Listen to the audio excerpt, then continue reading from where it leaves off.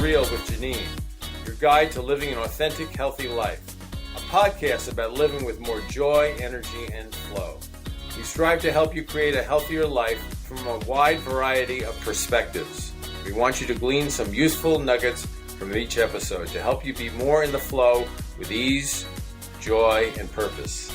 So if you feel your life could be more fulfilling, healthy, and joyful, you're in the right place.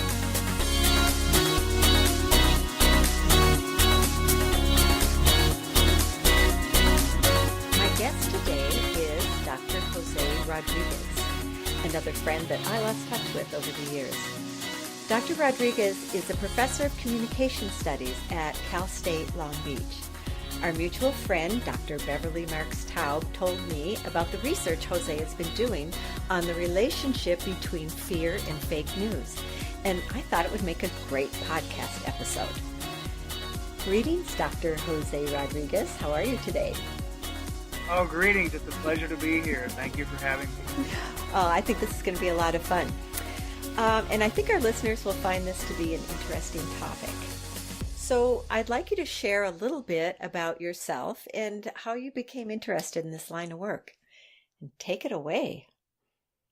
Well, awesome. Thank you. I became interested in this line of work because I love trying to understand why people do what they do and how people come to be who they are. So I stumbled onto this area of study, which is basically persuasion, and looking at how people make decisions, how people arrive at conclusions, what they think about, how they feel, how they change. And all those dynamics have really been a passion of mine throughout my life. So when I went to get my doctorate at Michigan State, I joined in partnership with a professor who was doing research on fear and other kinds of persuasive strategies, and that's how it started. It's been an interesting journey, and that's connected to the research that I've been doing over the last 20 years. Mm-hmm. So I find that interesting. Fear as a excuse me, fear as a persuasive strategy. Exactly. So when I think about research, believe it or not, I actually think about Aristotle, and in particular, his classic definition of rhetoric. And he said that rhetoric is the process of discovering in any particular situation all the available means of persuasion. And I like this idea that there are many ways to persuade. And it's important to understand how persuasion works and the power of messages to move people to action. Ooh, awesome. Yes, I really want to hear this because this is something I don't know that much about. I'm very excited to learn this. Awesome. I wanted to kind of share this segment here and give you a little flavor in Spanish. Jose Martí, the apostle of the Cuban Revolution against Spain, put it this way: Mi verso al valiente agrada, mi verso breve y sincero es del vigor del acero con que se funde la espada. Translation: My verse to the valiant is pleasing.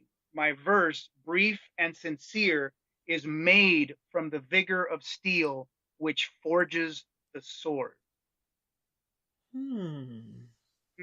You can hear the mic drop at this point because Martí just crushed it, right? He's speaking of the power of persuasion. Right? So let me talk about my research. My research is on persuasion. Basically, we're talking about getting people to change how they think, how they feel, how they behave. And there are a variety of studies that I could speak about, but I'd like to share this focus on fear appeals. Fear appeals are a means of persuasion. That is, we are persuading people by scaring them, by inducing fear. Fear appeals are messages or images that cause people to feel afraid because they see a threat that is harmful to them.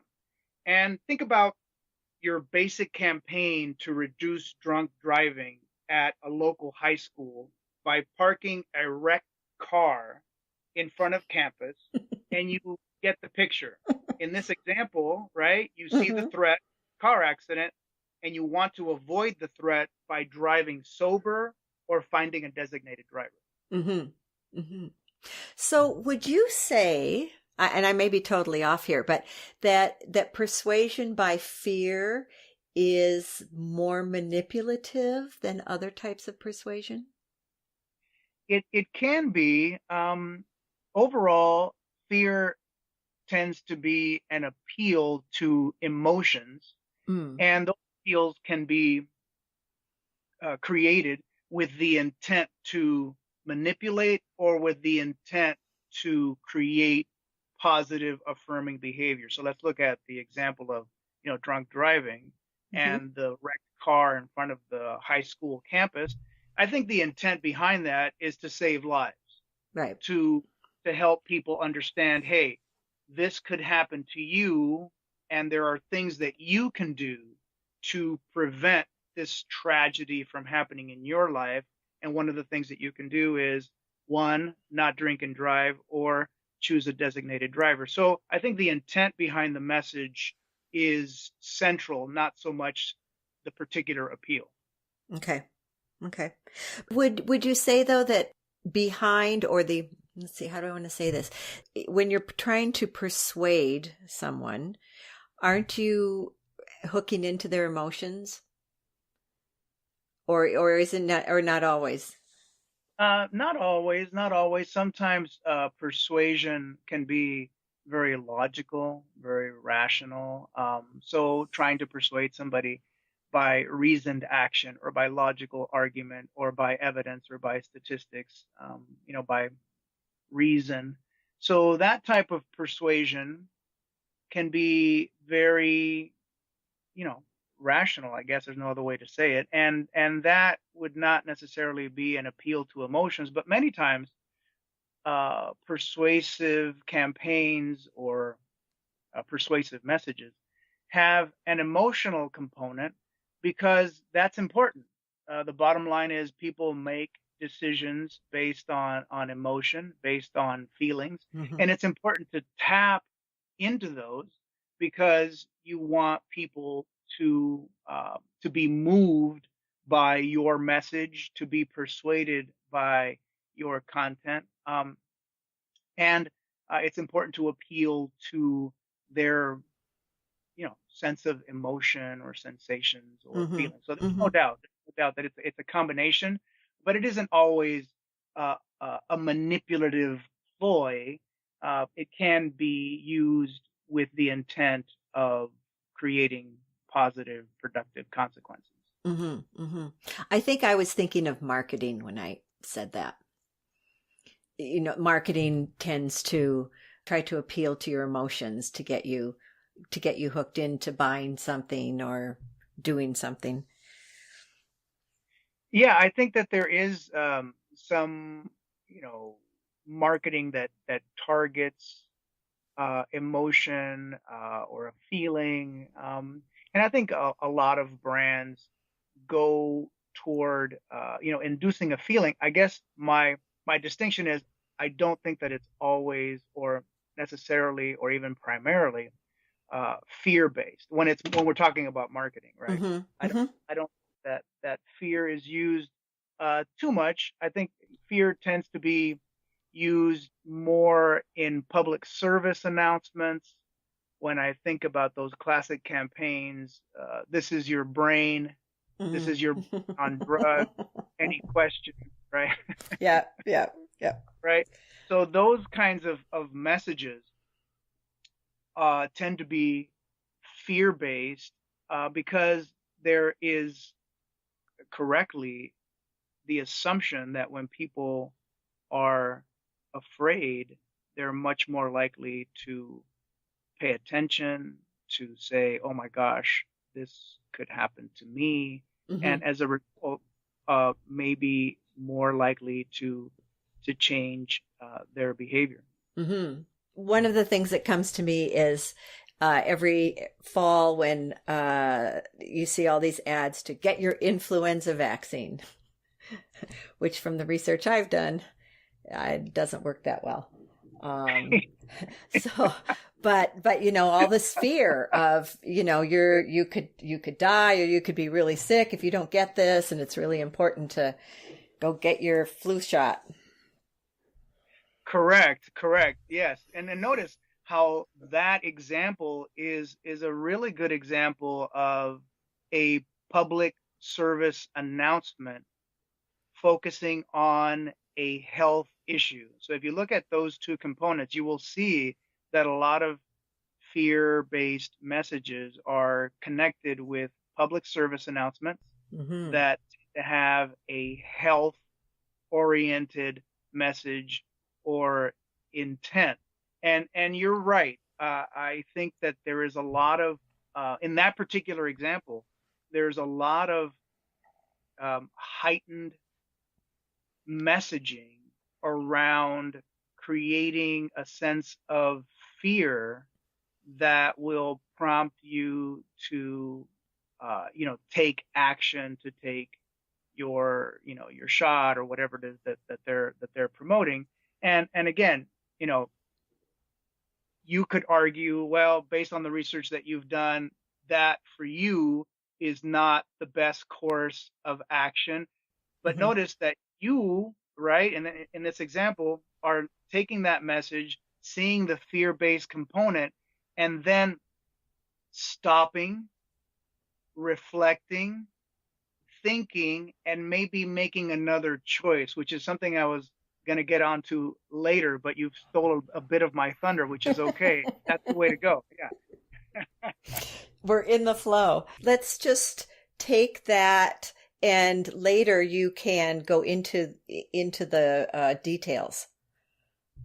Yeah. So let me talk about a little bit about the study, and this will give you some context of what we've been talking about. In our study, we looked at fear-arousing content messages about wearing bicycle helmets, alcohol consumption, and tetanus vaccination. So we designed messages in a high fear condition and a low fear condition.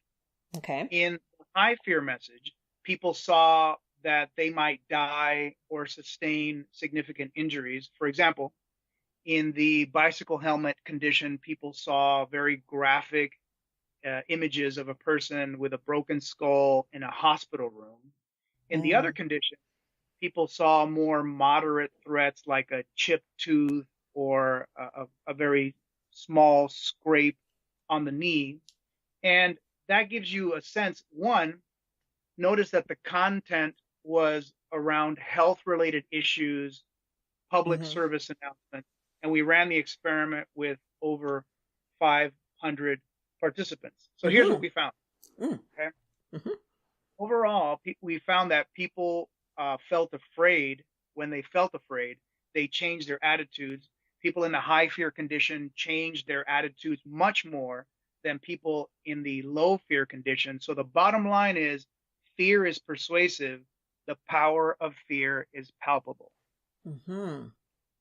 Interesting. So how does this relate then to fake news?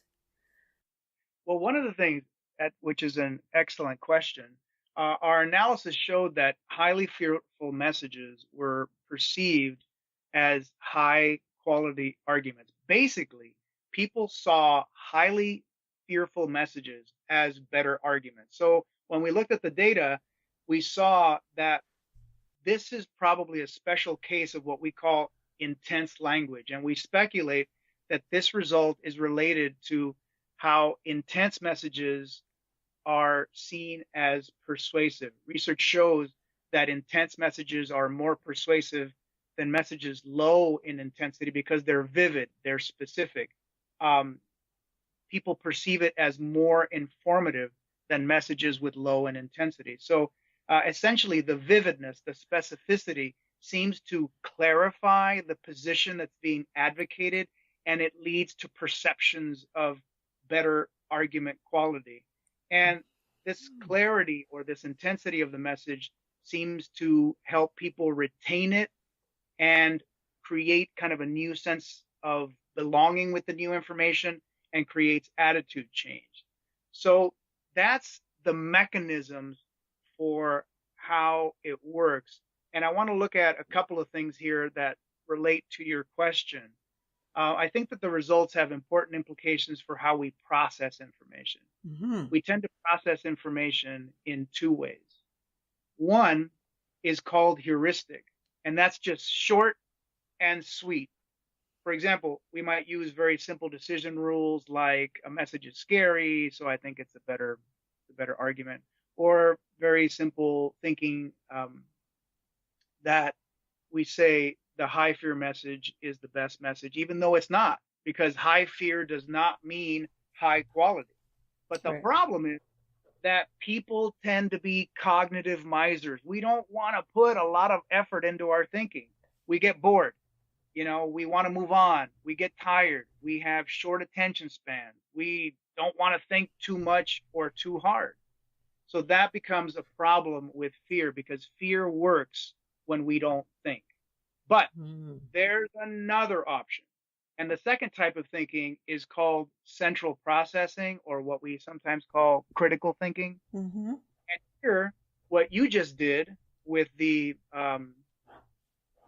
with the example of the flu vaccination, here people evaluate evidence. They think, they compare, they look at data, they reflect, they question, they look at different points of view. And this is the kind of thinking that we learn about in college. The truth is that this type of thinking is difficult, though. It takes effort. So we need to work at it, and that's the challenge. Mm-hmm. Now, you said so a high fear message people find more informative. Would you say that people feel or they have a sense that it's more truthful? There's more truth to it than something that it has a low fear base? It captures attention. That big issue here, right? So notice, we live in an ocean of messages. We're bombarded with all sorts of content continuously. So when there's a fear-based message, it captures your attention. It's vivid, it's powerful, it's evocative, it's attention-getting because it is a message that our central nervous system interprets as crucial to survival. Mm-hmm. So if you think that a message is crucial to survival, you're going to pay attention to that message. You're going to remember that message. You're going to say, I better listen here. I better pay attention because the consequences, the threat might be a problem. And I want to avoid that problem for safety, for the betterment of my health, for all kinds of positive reasons that are going to be helpful to me. So I'm going to pay attention. Mm-hmm. I think I'm starting to see how this is related to fake news.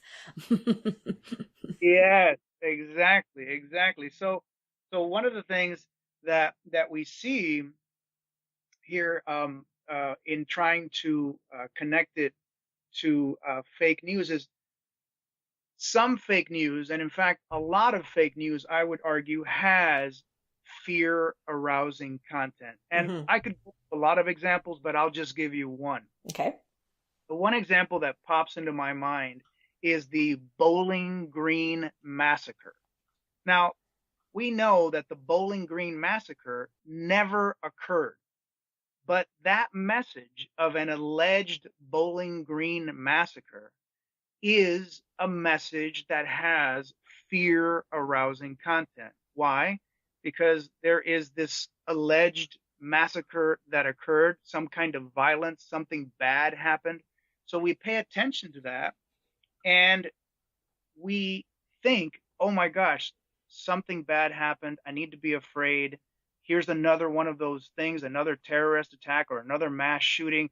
Danger, danger, danger, danger, danger. And people are hyper aware and hyper vigilant about those messages because they trigger a response of either fight, flight, or freeze, right? Those very Mm-hmm. basic, primitive responses that are essential to our survival. It's not a bad thing. It's not a good thing. It's just the isness of how we have evolved as human beings to help ourselves survive as a species. So when those pieces of evidence are present, right? We stop, we freeze, we want to fight. We know that we need to know better. We need to understand that we can pause, reflect, and choose, and look at other evidence. By looking at other evidence, we can determine the quality or the validity of the information. One of the things that I talk about is watching different news stories, reading different articles, tuning into alternative podcasts such as Keeping It Real, right? Mm-hmm. Looking at other right credible sources, looking at newspapers from multiple perspectives, looking at credible resources, looking at publications that pride themselves on neutrality. We can explore outlets, for example, in other parts of the world to get an international perspective. In Mm-hmm. all these ways, we become better users of information and forego the temptation to think in simple terms, especially when we're afraid. Mm-hmm. Mm-hmm. I'm going to give a plug for my favorite news magazine, which I just get on my iPad now. I don't get a hard copy, but my mother, who is an avid reader, always up until she died, she turned me on to The Week. And I really like it because it has like the best columns from the United States, best columns from Europe. Each topic that they talk about gives perspectives from other journalists, other people in the world, pros and cons. It's very neutral, but you get a flavor of the people who are for whatever the article is about or against it. Some of the best articles that are pulled out of publications from all over the world, instead of just focusing on the U.S. Exactly. So notice what you're describing is, looking at multiple perspectives, Mm-hmm. multiple lenses, multiple angles of telling, Yes. multiple cultural views. So that way we get very different ways of interpreting messages and finding more critical, objective forms for making better decisions. Mm-hmm. Because one of the things that I've been reading is that more and more people, especially in the United States, but maybe around the world, are just listening to or just reading or just hanging around people who have like-minded perspectives.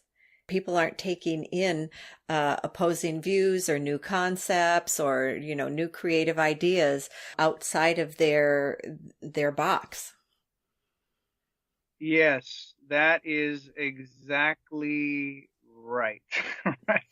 Right. People chained, metaphorically, right, to their news feed, which gives them information that is consistent with their deepest held beliefs, Mm-hmm. algorithms that are feeding them news that they prefer with groups of people that are very like-minded, and therefore people are operating in silos and Mm-hmm. they're not really exposing themselves to alternative points of view. And I'm not saying that you necessarily have to go to viewpoints that are completely the opposite of your own, but different angles of telling, different viewpoints, a different way of seeing a news story Mm-hmm. that, is a little bit different, might not be completely radically opposed to your viewpoint, but at least it's different. It's another voice. And that's Right. important. Right. And just being flexible. It seems like there's such inflexibility. I think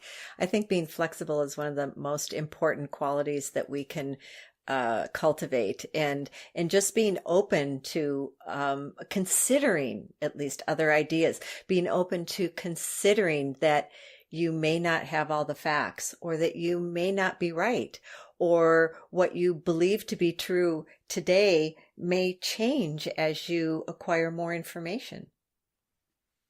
Acquiring more information, exactly, or as you develop as a human being, as you progress through life, as you come to understand things differently. I think that that's very important. I mean, the lost art of conversation, what we are doing now. I mean, people, and podcasts are fantastic, but many times people listen to podcasts because they want to participate in a conversation, and for some reason they can't. So they listen to people like you and me actually having a conversation so that they vicariously can be a part of a conversation that they're not a part of. I never thought of that. That's interesting. I love podcasts. I love just hearing people just be real, talking to each other. Exactly. I mean, we're having a moment of conversation, of dialogue back and forth. It's very much alive and in the moment. And it's beautiful. And I think that, during a time in our history, we had a lot more opportunities to engage each other in the art of dialogue. And now more and more, we're isolated and we are communicating with each other, but we're communicated via this mediated technology that sometimes does not serve us as well as just the basics of talk did in the past. Mm-hmm. Yeah, everybody's texting or messaging, and I find it's just, from my perspective, it's okay for, short little things. So often I find that the message I'm trying to get across is misinterpreted because you can't hear the emotion in my voice, or as soon as I get that the other person isn't quite getting what I'm saying, I can't correct it. So I find it very, very frustrating because I think things can be misinterpreted really easily.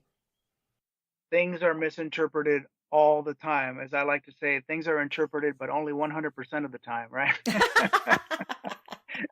Yes. And right, when I don't have those channels available to me, not being able to see you, not being able to see your nonverbal communication, your nuances, whether or not you have a sarcastic tone in your voice or you're raising your eyebrow or tilting your head, when I don't have those cues available to me, then I'm much more likely to misinterpret your message and then get angry with you or get triggered or think that you're being this or being that.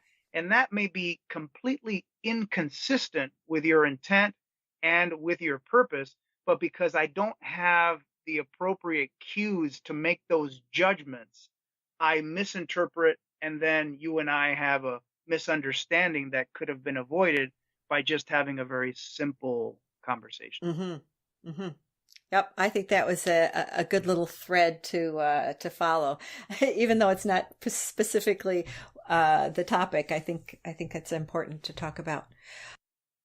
No doubt. I mean, and that's the lovely thing about these dialogues, right? Because we're going off in very unique, unexpected trajectories, and you invited that. I went there, then I reciprocated, and I think it was a wonderful moment where we just kind of went with it. And that's part of keeping it real. Mm-hmm. Mm-hmm. Yeah, that's what I love about doing the podcast. I'll hook onto something somebody says and we'll just go that way for a while. Yeah. So, okay. So fake news, most of it, or would you say all of it is pretty much fear-based, or? I think that why do we have so much fake news now? What is or what people are calling things fake news that I don't think are fake news, and then spewing out stuff that seems to be not true at all. It's hard to sort it all out. It's very difficult to sort out because, as you have articulated so eloquently, there are massive instances of the use of this term fake news, so much so that the term almost doesn't have any meaning anymore. Mm-hmm. Has it been like, what, maybe 2 years? How long has it been since it's sort of come to the fore, fake news? I think that to the best of my knowledge, it's a term that it's obviously been around for a long time. And in order to kind of address the issue, I have to step back for a moment. But I think I'll step forward and then I'll step back. So one thing is I really think that, the Trump administration has really brought the use of the term to the forefront Mm-hmm. because his team is using that term to define news that they do not see as casting them in a favorable light. Okay. So the way they use fake news many times is I'm going to use fake news to talk about news that casts me being the Trump administration, in a negative light. Therefore, if it's news that's bad about me, it's fake. And obviously, that's not what we mean inherently by fake news. Fake news, by by just looking at the use of the term, is deception. So news that is somehow deceptive or distorted or not based on fact or made up. And that's why I like to use the term, a very different term that I'm going to introduce here, is deceptive communication. Mm-hmm. I like that. Right? Deceptive communication is message distortion with the intent of creating in someone else a belief that is not true. So when we talk about that definition, and would you say that again, please, just for everybody? I Sure. think that's a really good definition. Yeah. So deceptive communication is message distortion that is intended to produce in another person a belief that is not true. Great. Thank you. So I think that's really good. No, you're welcome. You're welcome. That is essentially what we mean by lying. And lying has very important components in that definition. One component is the idea of intent, of intentionality, of motive. Therefore, when someone deceives, they are intending with motive to create a belief in someone else that they know not to be true. So, if you look at most news, I don't think that most news stories are intending to create a belief in someone else that they know not to be true. I think most news stories are presenting evidence to the best of their limited ability with the best resources that are available. It might have a particular slant or a particular orientation or a particular lens, but I don't think that it is inherently deceptive, right? I'd agree. So we make a distinction here between what is used as a rhetorical strategy, as a persuasive strategy by a certain administration to cast media outlets as deceptive so that the administration, can be perceived as the tellers of truth. So if I position myself as the teller of truth, then I am the person that holds the key to the dominant narrative of a nation, of news, of what is truth, and everyone else is positioned basically as the producers of deceptive communication. So therefore, that gives me alleged legitimacy and everybody else a lack of credibility, which grants me a lot of power, rhetorically, not in action. Right. That's what I was going to say. It's a very powerful position to be in. And this isn't the only, I'd like to say, even though it's very pronounced, this isn't the only administration that's done that, put out information that actually wasn't true in order to affect something that they want to happen. That is absolutely correct. Exactly. Throughout history, we have seen, administrations, governments, businesses, corporations, people of all sorts. But usually, when we talk about it and we can see it in its most pronounced forms, it is governments, presidents, nations that intending to create false information and many times create false information to produce fear, to Mm-hmm. create panic, to create confusion. So, with the creation of fear and panic and disruption and chaos, they can then behind the scenes while people are distracted change things that will go unnoticed and thereby create the kinds of policies that they want. Hmm. So, what do we do? I mean, this is so persuasive, um, and all pervasive, and it's not just the government in the U.S. I mean, look at what's happening in so many governments in South America and North Korea. All over the place. Russia. How, as a tiny little individual on this planet, how do you handle that? Because to me, it just keeps raising our baseline stress level so that we're not handling stress very well. We're not able to respond in a useful manner. We become more reactive. Yes, well, I'm going to go back to Aristotle's classic definition. He said that there are a lot of available means of persuasion, and fear appeals are one form of persuasion that can lead to simplistic thinking.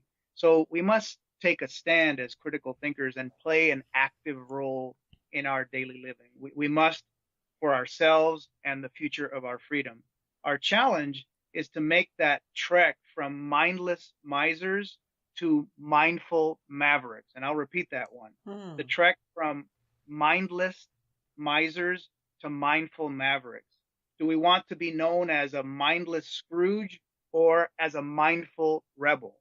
The Hmm. journey from mindless miser to mindful maverick is the key, and also joining other people, partnering with others, and forming groups, collective action. And you see that happening throughout the country, marches and protests and blogs and podcasts and all sorts of outlets that I don't want to plug right now because I want to keep plugging you. Um, No, no, go ahead. right? And all those outlets really provide uh, individuals forms of collective action to join together and partner with other people to create a base of strength through partnerships, through alliances that are not only good for us as individuals, but for our families and for the future of our democracy. Hmm. Well, that is one of the things that I've been noticing as the lemonade aspect here, that people are getting off their couches, they're speaking up, they're doing something rather than just sitting around going, "Oh well." Exactly. People are getting up. People are joining marches. People are contributing to campaigns. People are, um, you know, going out and forming groups. People are talking to other people. People are writing articles. People are raising funds. People are engaging in a lot of, revolutionary activity in the face of these challenges. And you're absolutely right. It's not just happening in the US. It's happening, across the globe, and we're seeing it in Europe and in different countries. So it isn't a local problem that is just North American. It's a global issue, and I think that today that's one avenue for collaboration, and that's where technology really comes in some very useful and productive ways. We can reach people, we can reach out to people across the globe and partner with people that we probably would not be able to partner with before, and create alliances and create sources of information that will really lead to the kinds of changes that are going to be helpful, useful, and productive for our planet and our families. Mm-hmm. Mm-hmm. You know, one of the things that I find disturbing, though, is that people seem to be much more against this, against that, instead of, I want to hear what you're for. What is it you want? What is the change that you want? What don't you like? And then what is the change that you want? But it's always about this against that, and it's against. And to me, that's just putting more energy. It's all energy, right? Whether it's, you want to say negative or positive, useful or unuseful, but you're putting more energy into what that is that you don't like and that you don't want, instead of focusing on what you want. Do you know what I mean? I know exactly what you mean. I have a great story. I remember listening to an interview that Mother Teresa did years ago, and she was on this very well-known radio program, and the host kept on asking her if she would join him on some anti-something protest, whatever anti was at that time.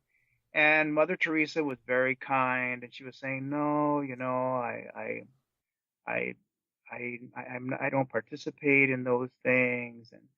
And she was very kind and very gentle. And then he, went back and said, "Well, Mother Teresa, won't you join us for this anti thing and this anti that we're doing? Please join us, Mother Teresa." And she was very kind and gentle. "No, I really," and he kept at it, and he just wasn't getting it. And she finally turned to him and said,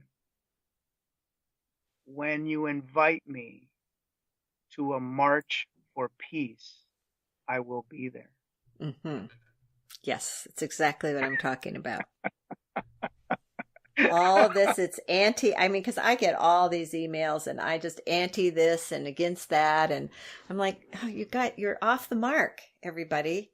What are you for? What do you want to happen? Because where you focus your attention, that's where the energy goes. And it's like you're feeding all of this against, all of this negative crap, instead of feeding what it is you want to see. Yeah, exactly. And it's hard. And it's hard initially because people don't know what they're for. Yeah, that's the problem.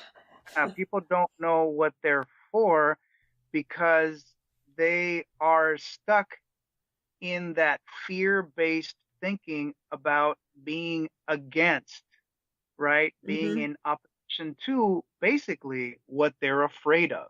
Right.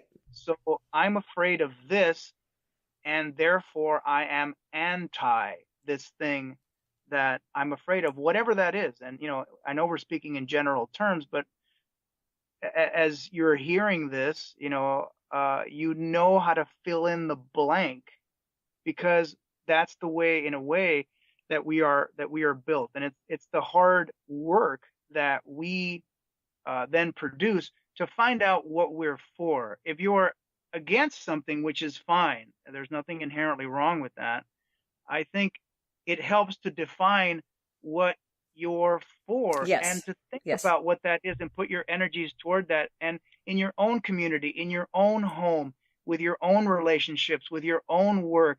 And sometimes that is the only difference that we can make in the time being, until we find a group or a cause that we can join that is larger than ourselves. Many times the difference that we can make and the positive action that we can produce is within the structure of our family, within the structure of our relationships, within the structure of our loving, within the structure of what we do for work. In those day-to-day interactions, we can make a difference for those types of behaviors or actions that we are for. If you are for love, then have the courage to be loving. If you are for compassion, then have the courage to behave compassionately. If you are for liberty and freedom, then behave in ways that are aligned with those values every day so that people know who you are, the value that you create, and the meaning that you bring to your experience in daily living. That was awesome, Jose. That was perfect. I agree completely because I mean the being against something or anti something has its purpose, but that's not what you want to focus on. You want to do a 180 and come up with or figure out, so what is it you're for? What is it that you want to have happen? You can't just say that the education system in the United States sucks. How does it need to change to make it better? Exactly, and education is a great example. Sometimes, in my profession, there are larger structures at work that, I can't change as one individual, and I am very honest about that. I have no, hangups about it. But when I step into my classroom, I treat my students the way that you know, the way that I do it, that it is aligned with my values. Mm. I, approach them in a space of honesty, in a space of integrity, in a space of openness, in a space of compassion, because those are values that I hold dear in the sanctity of that space that I have cultivated for them. So we will have discussions. We will be open. We will have flexibility. We will look at different ways of interpreting messages. And I will allow that space to be cultivated, that space to be created in my classroom because I have that sphere of control. What other people are doing at other levels beyond me, many times I can't control that. So I focus on the things that I can control and that way feel empowered, feel proactive, and feel that I am making moves for the purpose of social justice. That's an important message. You do have to focus on what you can control, what you personally can do, because otherwise I think it becomes overwhelming. It's like, what can I do? But you can, maybe in the macrocosm of things, you can't create change, but in the microcosm of yourself personally, your family, your friends, your community, your work, that's where you can create a change.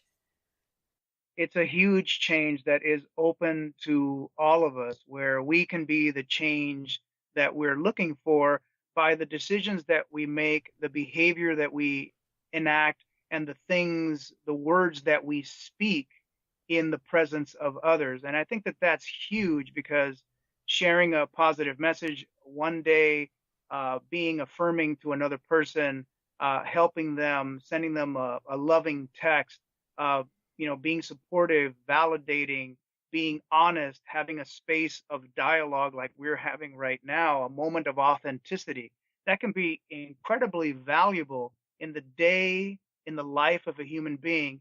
And we have the power to do that every single day. Mm-hmm. So would you say that these fear-based messages that are populating our airways, that they are contributing to an anti-against kind of rhetoric as opposed to being for something? I think that the messages are creating a variety of effects. I think that for some people, it's creating this anti climate, right? Mm-hmm. But on the other hand, and we see this all the time, people are engaging in very proactive actions that I haven't seen recently.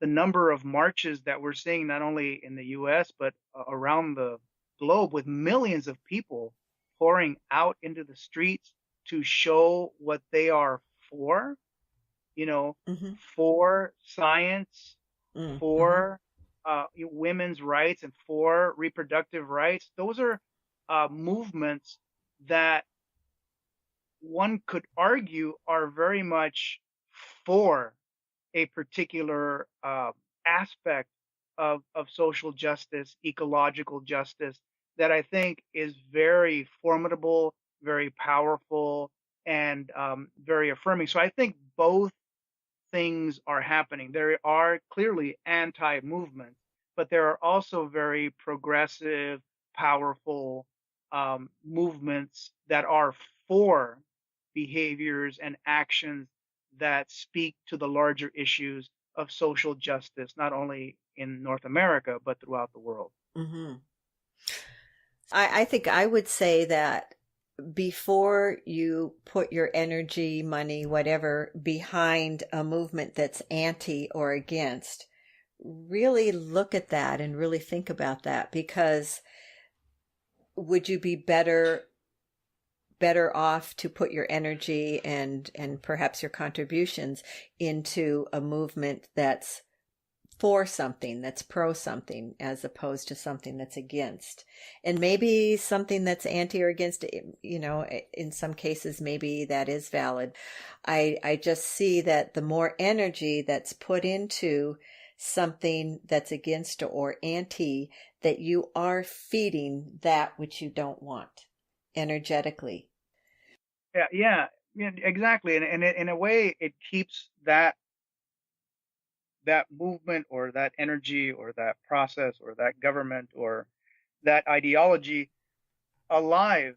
Well Really, said. I mean that's why they say no news is bad news, right? Going back to news, sometimes uh, companies and administrations like bad news because it keeps them in the news.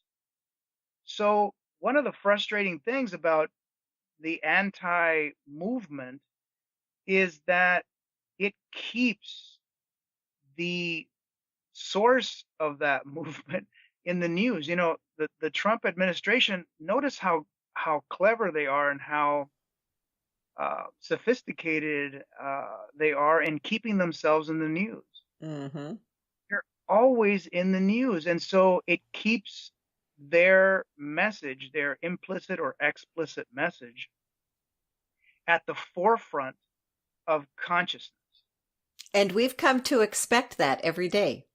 Exactly. Oh, what's the next thing? Oh, Mm-hmm. what's Trump doing next? And what's happening implicitly, at least when we talk about the deep structure of language, is that that message is permeating our consciousness, and there really is no alternative unless you create it. Unless you create it by talking about something different, by focusing on other issues, by deconstructing the messages and thinking about it in different ways, which is what we're doing right now. We're addressing that message and we're speaking about it, but notice we're not focusing on anti this or anti that. We are focusing on understanding the features of these messages, looking at our relationship to it, and finding ways to creatively adapt so that we can find out or we can discover what we are for so that we can make the choices that are most helpful, useful, enlightened, and mindful. Right. So how can we adapt? How can we manage the fear that these fear-based messages produce? What should we do? So there are a variety of things that we can do, and we've touched on some of them Mm-hmm. throughout our conversation. And I'm going to go back to a term that we've heard so much about in the last 10 to 20 years, which is mindfulness. Mm-hmm. And mindfulness is a very powerful strategy that we have used. It's not just connected with meditation, but it's a very simple. I'm going to talk about a very simple 4-step process where we first pause. So I like to just hit the pause button. Wait a minute. I just heard something. I just saw something. Let me just pause. And by pausing, I'm not allowing myself to react. Instead, I'm giving myself time to respond, which is very different. I Mm-hmm. pause. Yes. Yes. And then after I pause, I breathe, right? Just breathe. Because when we're afraid, one of the first things that we do is we stop breathing. Right. So we pause, we breathe, I take a deep breath, and I allow the breath to calm the body and allow my mind and nervous system to create some distance for a moment with the feeling that is arising, right? So I breathe and then I reflect. I go, what is this? What's going on? What is this about? What am I feeling? And by asking myself those very basic questions, I allow myself to reflect and consider what is happening in this situation. Mm-hmm. And then the last step is to choose. Choose, what am I going to do? What's the best choice? What might be most useful, helpful, productive, preferable? And notice, I'm not talking about right and wrong. I'm talking about what might be most useful, what might be most helpful, what might be most preferable, what might be the most loving thing that I could do right now, what might be the most joyful thing that I might do right now, and then make a choice in that direction. Okay. So Mm-hmm. to recap, pause, breathe, reflect, and choose so that those conscious choices, those helpful choices, those productive choices are aligned with what you are for and not what you're against. Awesome. I'm writing this down also because I'm going to put it on the website. Jose, this has been incredibly informative and useful. I'm really grateful that that you're doing this work in the first place and that you're sharing it with us. I thought perhaps a nice way to wrap up might be with sharing some of the ways that our listeners can take this information and incorporate it into their lives. Well, thank you, Janine. It's been such a wonderful space here with you, and I feel very grateful and very blessed to have had this opportunity to enter into a very authentic dialogue about these issues in our lives. So, one thing that I could speak to is this idea that the truth is that perceptions based on fear are many times inconsistent with reality. Mm-hmm. The truth is that fear is many times inconsistent with reality. That is, the fear is not real. So there's a nice acronym, FEAR, FEAR, can stand for false evidence appearing real, right? Mm-hmm. F, Mm-hmm. F is for false, the E is for evidence, the A is for appearing, and the R is for real. False evidence appearing real. So, in light of that, what can we do to deal with this false evidence that is appearing real? And that's where the 4 steps of mindfulness are very helpful. Number 1, pause. Hit the pause button. 2, breathe. Take a breath, chill for a moment or two, and reflect. What's going on here? What's happening? What is this emotion? Is this real? Is this accurate? Is this helpful? Is this not helpful? Is this true? And then number 4, choose. Make a deliberate choice. Make a thoughtful choice. What might be most useful for you? What might be most helpful? What might be most productive? In whatever that means for you. Mm-hmm. And let us use that strategy so that we don't give in to fear, but we make mindful choices that are useful, helpful, healthy, and preferable for ourselves, our families, and our future. What an awesome positive note to end on. Thank you. I love your work and what you're doing. Do you have a website or a way that people might be able to connect with you if they would like to? Well, thank you for asking. I am in the process of developing a website, but I am on Twitter, and my Twitter handle is Prof. J. Rodríguez, and then the number 1. So Prof.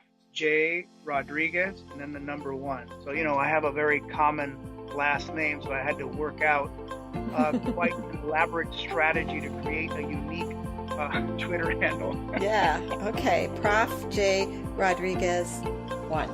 Okay. Any other way that people can get a hold of you, or is Twitter best? Twitter's probably the best option now. Yeah. Thanks. Great.